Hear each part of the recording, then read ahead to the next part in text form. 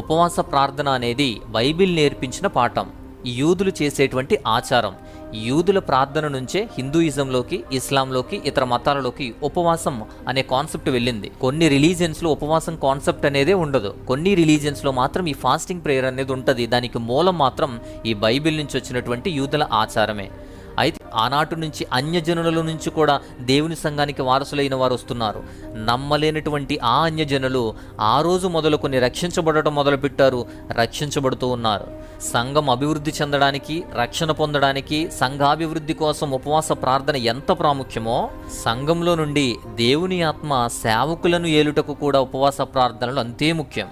ప్రవక్తలు, బోధకులు, మొత్తం సంఘమంతా ఆనాడు ఉపవాసం ఉండి ప్రార్థించగా పరిశుద్ధాత్మదేవుడు పౌలును, బర్నబాను ప్రత్యేకమైన సేవకుని కొరకు వారిని ప్రత్యేకపరచమని సంఘంలో మాట్లాడాడు. అపోస్తుల కార్యాలు 13:13 ప్రకారం.